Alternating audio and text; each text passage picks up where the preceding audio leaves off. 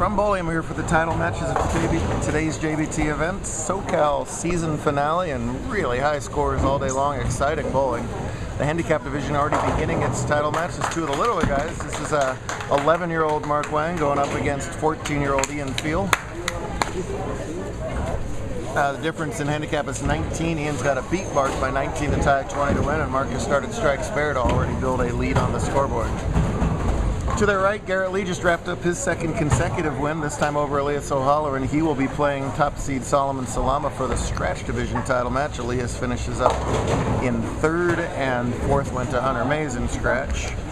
Mark has also won 2 matches, so we're looking for dual ladder climbs here. He doubled in the 10th to beat Connor Sharton, and he doubled in the 10th to beat some guy named Abaganya. No, not Josh. No, not Caitlin. No, not JJ. This guy right there, that is 9, right? Are you 9, 6, 11? That's right, we established that Caitlin is 10, so you must be 9. He doesn't even know how old you are. Anyway, that dude finished up in third place and impressed the heck out of everybody today. Ian gets his first spare of the title match over there. Real high scores, 300 games already today. 1 each for Solomon and Garrett and Alex Zieg had the other one. Alex Zieg had 300 in game 8 of match play and needed 312 to make the finals. And he was in the wrong division full of 312 came. That's legal over here, but not over in the yellow scorecard division. So yeah, Mark has been an escape artist, doubling in the 10th twice, and his first ball in the 10th both times has been awful. I think I can say that. The parents are even agreeing to my left, but that's bowling. The pins fell. That's all that matters. Here he is bowling for his 3rd career title. So he's got 2 JBT wins, and Big Brother Matt has 0, but Big Brother Matt has JAT wins, and Mark's got 0 of those. So Mark is very good at the B's, and Matt is very good at the A's. See if that trend continues here as he looks for his 3rd mark in a row to open things up, and he's got it.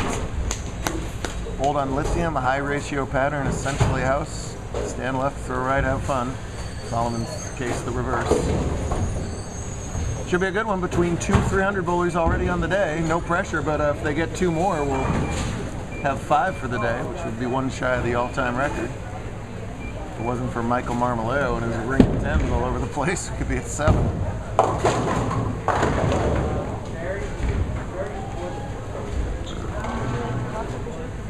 Yeah, you can box him.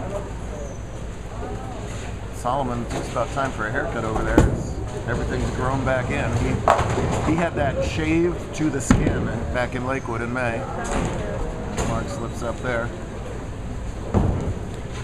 Pretty fast growing hair. I'm jealous of that. This is by far the best Garrett has looked all season. Early on this season, he was really struggling to put it all together physically. Obviously, he has now and looks fantastic. Look at a title name. Ooh, his collection. Scatters up the light hit. We always start each tournament with make your spares, and even in a high-scoring pattern, that's still often the difference, and it was in the last match as Garrett converted a 6-7-10, which was the key frame in that match. Well, that's close. Get it over there! Oh, man. That was off camera, sorry, but he had a 3-7, and he shot the 3 in front of the 7. Wow. It's 2 opens per field. The top seed today at Get Ready for This, plus 431. Poor Abagani was plus 420 and wasn't even the #1 seed. Gets a break back the other way and trips up the 4. Same sob story over in scratch where Solomon, the top seed, at plus 535, while Elias at plus 450 didn't even sniff the top seed. He was 85 pins behind first place. Pretty typical to have a high-scoring day on Saturday of Invitational weekend and then be much more challenging on Sunday for the big bucks. And front 2 versus front 2 over there in scratch, no surprise. Mark switches balls cross lane and just hits the paint of that 6-pin, good enough. falls over, and he's leading by 7 and getting 19 more. So far so good for Mark. Solomon with that oh so familiar form. Boy, just slapping that 7-pin out every single time. Carbon copies.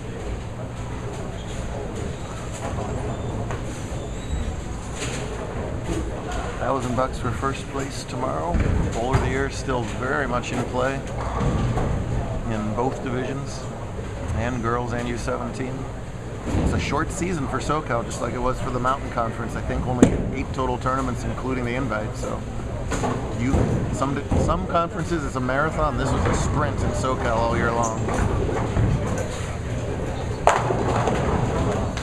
Front 3 versus front 3. Sometimes when you have those high-scoring days, the stepladder ends up low because the lanes finally break down. That definitely doesn't appear to be happening today. These guys are locked in. So Ian, that was a pretty ball right there for a clutch double to go against that 6 out for Mark. So that's a big turn in that match right there. 3 in a row versus 6 out is a giant swing. Pick that up again.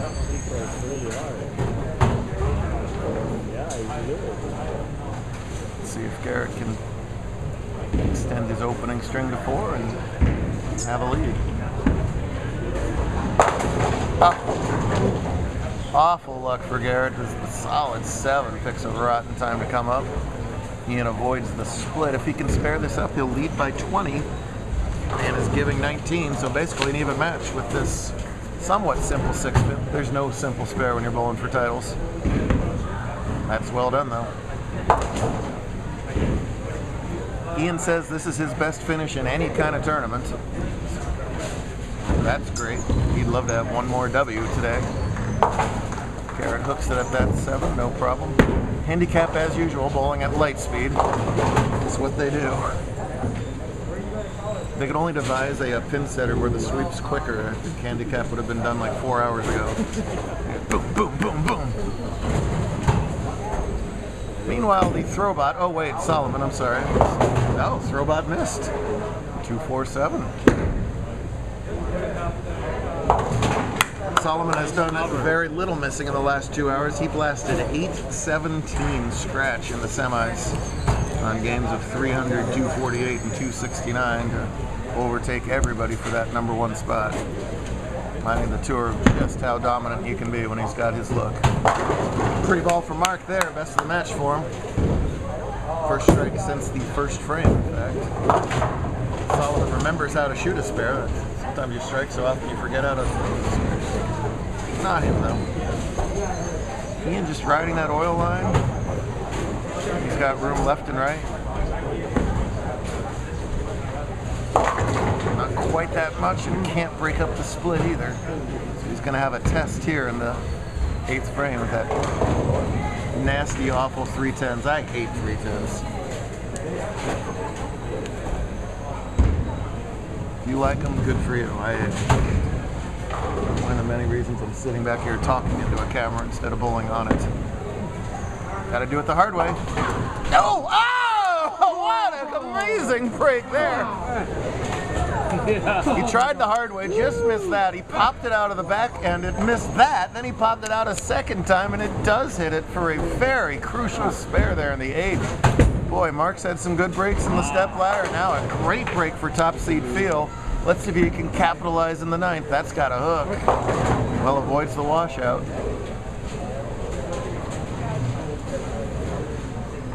Still a 1 mark game here if he can convert now the 1-2-8 in the 9th frame. Is his thumb hurting him? He's got weird body language right now. He kind of does. Is that just what he does, or that's just his thing? Maybe he's snow jobbing all of us. Nice one. Nice job at the spare, no problem.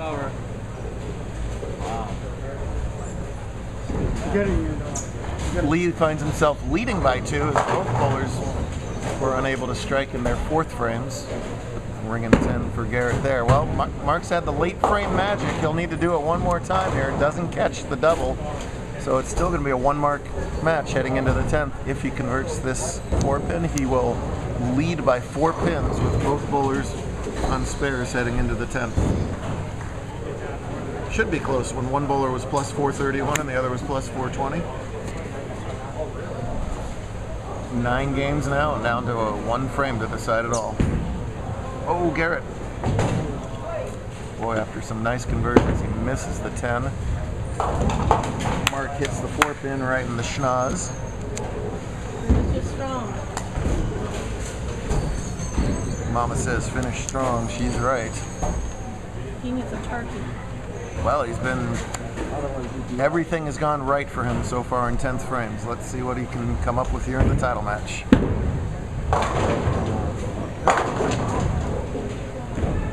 Not able to get any luck on that, but still right in this game. Got to spare this up and force Ian to do the same thing.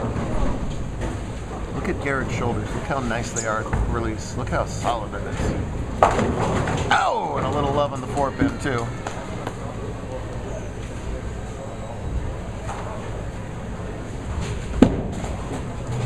He's got it. All right. That forces Ian to strike, or to mark rather, in the 10th. As long as he holds a reasonable count here. Solomon 27 career JBT titles. No problem there getting the lead with that double. That fill should be enough to force the mark, right? Do some quick adding. 161 scratch gives him a very respectable 221. 160 and 80 and 41. Yeah, look at this, kids. Strike spares a tie. Oh, yeah. We have had potential tie situations every single game of the handicap stepladder. One more time. So he must strike on this ball to stay alive. Yeah. Strike spare is a tie. A double is a win. Anything less on the strike on this ball, and Mark wins it all. It's a good ball. Oh, and he trips the 4 out. Yes. Well, here we go. I have almost drawn up the tiebreaker score sheet twice. And I'm not going to do it. I'm not going to jinx it either way. I'm just going to leave the notebook down for the next minute and a half until we figure out exactly what's going on here. Strike, Ian wins it all. Anything he leaves, he must spare to tie. Shot of his JBT career right here. No! Oh. Dad said go. He was trying to get that ball to hold pocket. He broke up the split. And now is 2 little pins away from having an overtime to decide it all here in Montclair.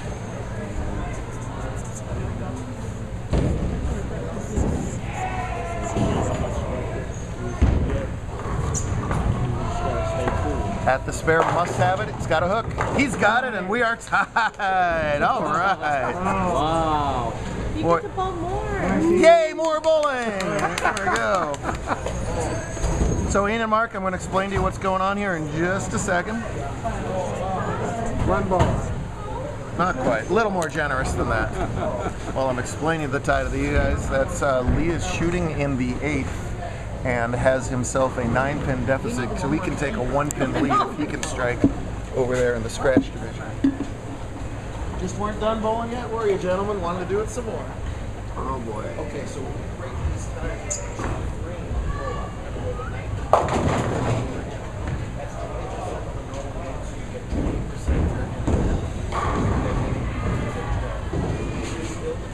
Can I have anybody explain to the desk that we need the pin setters back on for this tie?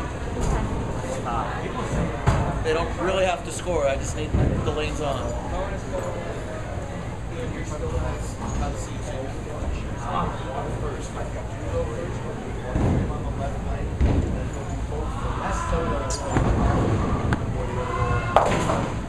Are you still playing?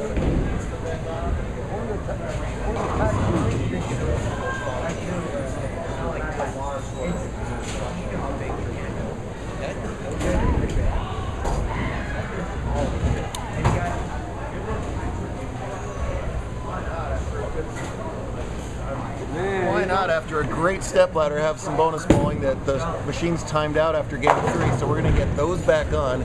Meanwhile, Garrett had a critical open frame there with a wide open split in the 8th. That gives Solomon now a 24-pin lead, which he can extend to 34 in the 9th.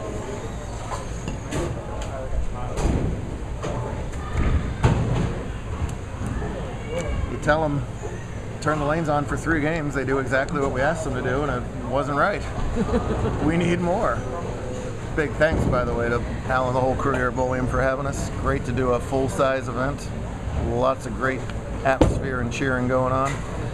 That should just about lock it up for Salama. The best Garrett can do is 222. 9 out for Solomon, and the 10th would be 195, 242, 223. So not quite done yet, but Garrett must strike in the 9th, 10th, and 11th. All right, Ian, you chose to go first, so you're going to do one frame on lane 27. Here's the tiebreaker scoreboard, everybody, and until I can get back down there. As soon as Garrett doesn't strike, we'll just switch over here to the tiebreaker, but Garrett says, I would like to strike, please. Stays alive in that match. So this is the first frame of a 2-frame roll-off, and Ian has to beat Mark by 4 to tie and 5 to win in this. If I get over to the Brooklyn side, he's got a tricky little 369, not the easiest spare in the lane to have to shoot. Garrett really needs all 3 in the 10th to force at least a high count from Solomon. You just never know in bowling, do you? Haven't had a handicap division title match tie in quite some time. That's a nice spare conversion. That is a tough spare. Okay, Mark, you're up on lane 28. This is your 9th frame.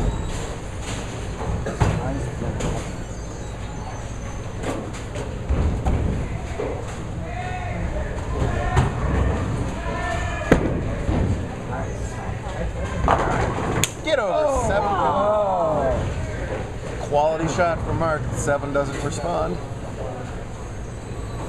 If they tie at the end of these 2 frames, I will just use up this whole notebook if I have to. Oh, and that non-strike there is going to spell the end of a fine day from Garrett. He'll have a 2nd place finish to go with his 3-under game. Nothing wrong with that, and no shame in losing. The constant greatness of Solomon. Oh, Mark misses that single pin spare. That puts him behind the 8 ball for the rest of this tiebreaker. Mark, you're up on the left-hand lane. This is like the 10th frame. That's the 10th frame now, okay?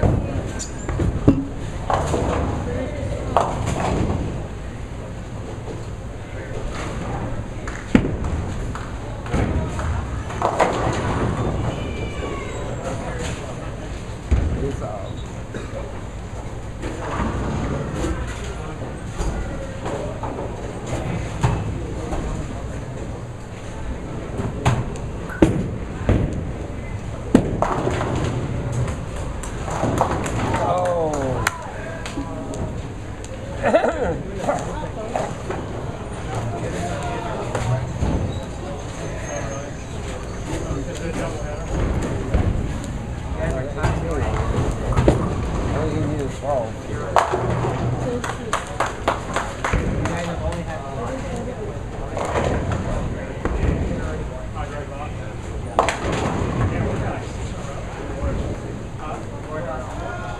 We can't.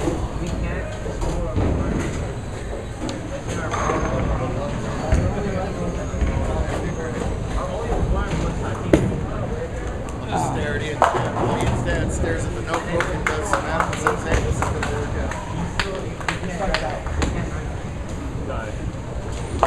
All right, Ian.